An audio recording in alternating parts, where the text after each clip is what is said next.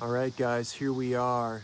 It's Saturday in the afternoon-ish, about noon right now, and we're heading into the Week 3 season. This is the Fantasy Football Astrology channel, if you don't know. We're talking fantasy football. We're talking astrology. I know it's a little bit different. If you don't understand and you want to know more, I made a video on my channel called Why Astrology in Fantasy Football is a Thing. So check that out if this kind of comes at you in a surprise. And so without further ado, I'm going to wrap off about 5 different people or so this week that we can make moves on. They're kind of intriguing and what that means for us. And the first guy I want to talk about is a guy named Drew Sample. Okay. Now, Drew Sample is an intriguing prospect, right? Uzomah is out, right? We know CJ Uzomah is out for the season. So it's going to be Drew Sample moving forward. And so we always want to get a feel for, he got 7 catches for 45 yards. So right away that speaks to us that he's really on these smaller dink and dunk passes. But here's the thing also with Cincinnati. When I was watching the Cleveland game, to me it looked like Cincinnati runs a much more efficient pass blocking offense than a run blocking offense. Generally, the offensive line was getting pretty torn up in either mode, but Joe Burrow is such a fast, quick, decisive decision maker with the football. That was really his big strength, is he knew where to go with the ball.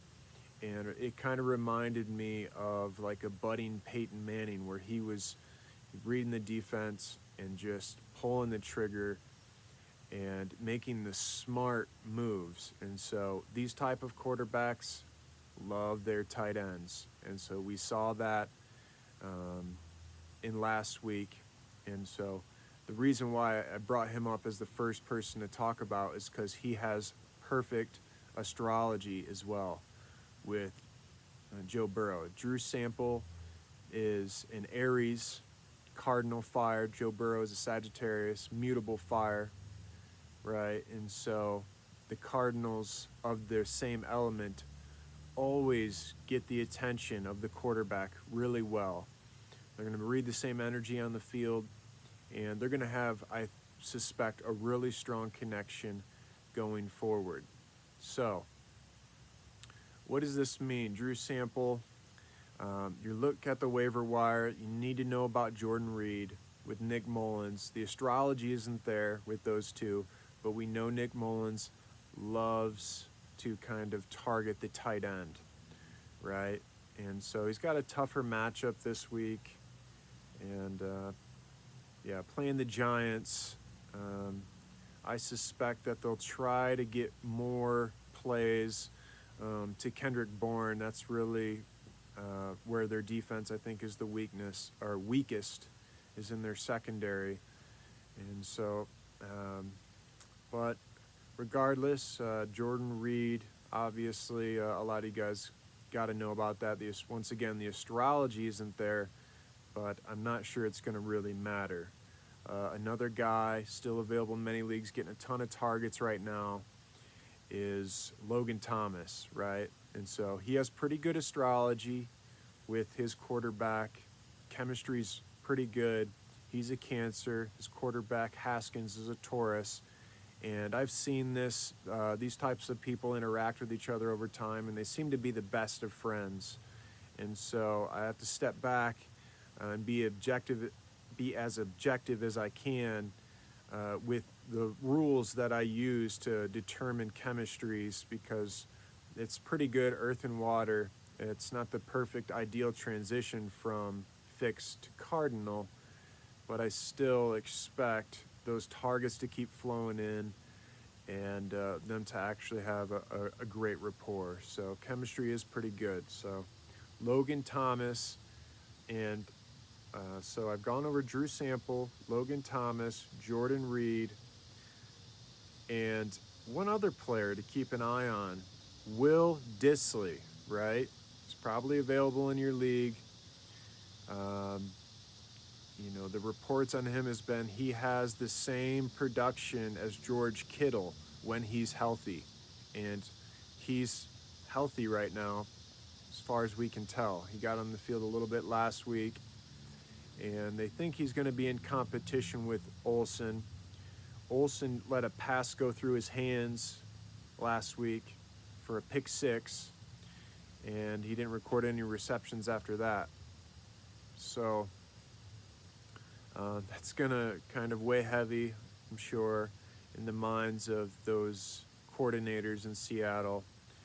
And knowing how good Dissly is when he's on the field, we'll see. Maybe they're going to try to ease him in. I suspect they're going to try to ease him in, not give him a ton of work because they don't want him to get injured again. And so what I'm trying to do here is to draw a picture for you guys of what's going on in the tight end position. There's about 4 to 5 solid tight ends. I mean, Jordan Akins is another one. He's got pretty good astrology with his quarterback as well. And Jordan Akins, if you watch his game, man, he's pretty athletic. I mean, I've seen him do some pretty incredible things over the years. And so he keeps getting looks. He keeps outshining Darren Fells. Unfortunately, Fells is there, and Darren's going to get his looks as well. So that's about 5 tight ends I've just gone over. Eifert's still available in most leagues, I believe. He's kind of an intrigue, and he's getting a lot of red zone looks. O.J. Howard is an interesting option who could emerge at any given time. And so trying to help you guys realize that the tight end position is pretty decent, really. I think it's better than it's been in years past. I think there's still great waiver options. And those are just the guys that were still available in my league that I'm looking at right now. So wanted to talk about that because if you need to make a trade, I'm suggesting just to pay attention to this tight end position, stack your tight ends, and maybe get rid of one of your best tight ends for a great player. Right now, I've got Travis Kelce and Marvin Jones in the mix for Terry McLaurin and A.J. Brown. So I'm hoping he pulls the trigger on that because I really need receivers right now. And so that's kind of the idea there. One quick thing before I go, this video is getting quite long, but if you don't have Damian Harris on your league and you need running back help, I'd jump all over him. We're seeing Rex Burkhead. He's got a high projection, almost 10 points this week in non-PPR. And I wouldn't touch Rex Burkhead with a 10-foot pole on my starting lineup this week. But maybe you would. But I'm the type of guy who likes to play 2 weeks out, right? And Damian Harris has been on the IR. This will be his 3rd week. He'll be eligible to come off the IR. And with a finger injury, I suspect he'll come off next week. So hard to say for sure, but I always like to be ahead of the game so I don't even have to be in competition with the waivers and the fresh information that comes off the block there. Those are a few of the suggestions I have this week. Thank you guys for the support, and I'll see you in the next video.